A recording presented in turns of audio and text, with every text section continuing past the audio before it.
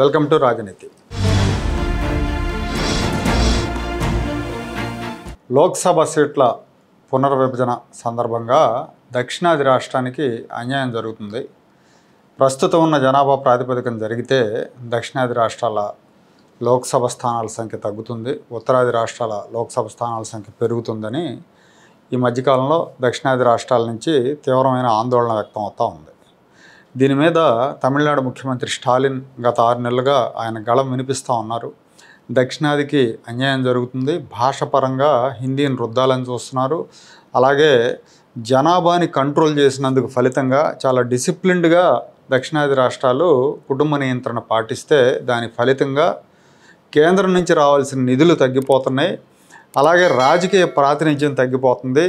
క్రమశిక్షణ లేకుండా జనాభాని పెంచుకున్న రాష్ట్రాలు ఈ విషయంలో లబ్ధి పొందుతున్నాయని చెప్తా ఉన్నారు. చెప్పడం కాదు, ఆయన చెప్పడం కాదు, అది వాస్తవం కూడా. స్టాలిన్ చెప్పడం కాదు, అది వాస్తవం కూడా.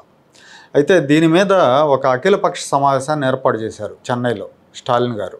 ఏదైతే డీలిమిటేషన్ ఉందో ఈ డీలిమిటేషను 1971 జనాభా ప్రకారమే చెయ్యాలి, లేదా ప్రస్తుతం ఉన్న సీట్ల దామాషా ప్రకారమే చేయాలి అనేది వీళ్ళ డిమాండ్. ఇప్పుడున్న జనాభా లెక్కల ప్రకారం చేస్తే, ఇప్పుడున్న జనాభా ప్రకారం చూసుకుంటే ఉత్తరాది రాష్ట్రాల జనాభా విపరీతంగా పెరిగిపోయింది. దక్షిణాది రాష్ట్రాలేమో ఒకరు లేక ఇద్దరు అనే నినాదాన్ని పాటించారు. అప్పట్లో ఇచ్చిన నినాదాన్ని వీళ్ళు చాలా జాగ్రత్తగా జనాభాని కంట్రోల్ చేస్తున్నారు. ఆ మేరకు ఆ రాష్ట్రాలు డెవలప్ అయినాయి కూడా.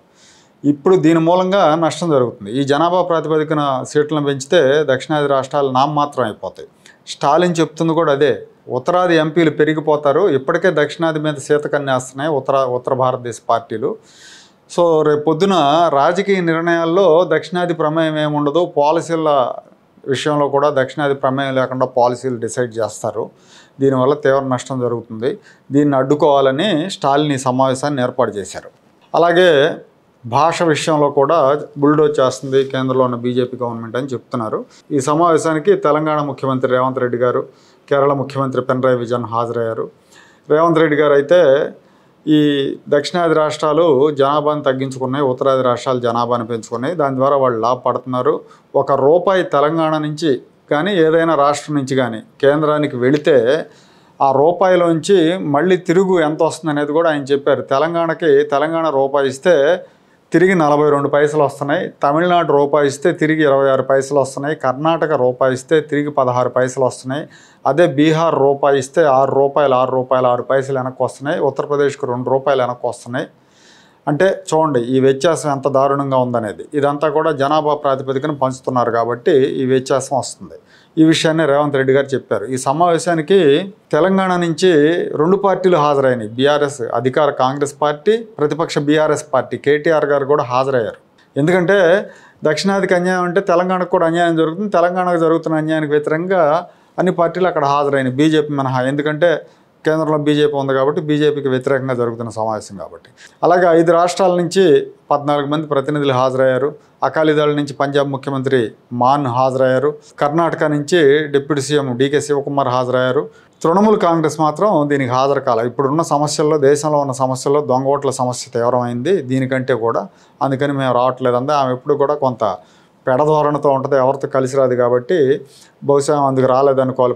పైగా ఆవిడకి నాయకత్వం వహించాలనే కోరికలు ఎక్కువ ఉంటాయి. స్టాలిన్ నాయకత్వంలో జరుగుతుంది కాబట్టి అది కూడా ఒక కారణమై ఉండొచ్చు. ఇక ఆంధ్రప్రదేశ్ నుంచి విచిత్రంగా ఎవరు హాజరు కాల. ఇప్పుడు దక్షిణాది రాష్ట్రాలకు జరుగుతున్న అన్యాయం మీద పెట్టిన మీటింగ్ అది. కర్ణాటక నుంచి, తెలంగాణ నుంచి, కేరళ, తమిళనాడు అందరూ హాజరయ్యారు. ఆంధ్ర నుంచి ఎవరు హాజరు కాల. ముఖ్యమంత్రి చంద్రబాబు నాయుడు గారు, లేకపోతే జనసేన అధినేత డిప్యూటీ సీఎం పవన్ కళ్యాణ్ గారు హాజరు కాలేదంటే ఒక లెక్క ఉంది. ఎందుకంటే వాళ్ళు ఎన్డీఏ కూటమిలో ఉన్నారు, బీజేపీతో పొత్తులో ఉన్నారు కాబట్టి కేంద్రానికి వ్యతిరేకంగా జరిగే సమావేశానికి వీళ్ళు పార్టిసిపేట్ చేయరు. కానీ ప్రతిపక్షంలో ఉన్న జగన్మోహన్ రెడ్డి ఆయనకి ఎవరితోనూ పొత్తులు లేవు, ఎవరితోనూ అలయన్స్ లేవు. ఇండైరెక్ట్గా ఉంటాయి అందరితో, ఆయనకి డైరెక్ట్గా లేవు. ఆయన వెళ్ళి మాట్లాడవచ్చు, లేదా ఆయన పార్టీ ప్రతినిధిని పంపొచ్చు. దక్షిణాదికి అన్యాయం జరుగుతుంది, దీనికి మేము వ్యతిరేకిస్తాం, సీట్లు తగ్గుతాయి, నిధులు రావట్లేదు అని మాట్లాడవచ్చు. కానీ ఆయన కూడా గప్చుప్. ఏంటి, ఎందుకు వెళ్ళలేదు అంటే, ఒకటి బీజేపీతో ఇప్పటికీ తెర వెనక సంబంధాలైనా ఉండాలి, లేదా బీజేపీని చూసి వణికిపోతూ ఉండాలి. ఏమైనా బీజేపీకి వ్యతిరేకంగా జరిగే సమావేశంలో పార్టిసిపేట్ చేస్తే రేపు పొద్దున తీవ్రంగా ఇబ్బంది పెడతారనే భయమైనా కారణమై ఉండొచ్చు. ఏదైనా కానీ ఈ సమావేశానికి జగన్మోహన్ రెడ్డి వెళ్ళలేదు. కారణం ఏదైనా కావచ్చు, ఈ సమావేశాన్ని ఆయన బహిష్కరించారని చెప్పొచ్చు. మొత్తం మీద ఈ దక్షిణాదికి జరుగుతున్న అన్యాయం మీద, దీని మీద జాతీయ స్థాయిలో చర్చ జరిగే విధంగా గత కొంతకాలంగా స్టాలిన్ చేస్తున్న ప్రయత్నాలు సఫలమయ్యాయని చెప్పొచ్చు.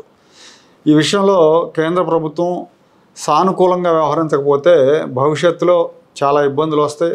దక్షిణాది రాష్ట్రాలకు జరుగుతున్న అన్యాయం మీద అన్ని పార్టీలు, అన్ని రాష్ట్రాలు కనుక చేతులు కలిపితే అది దేశ సమగ్రతకు ఇబ్బందికరంగా మారుతుంది.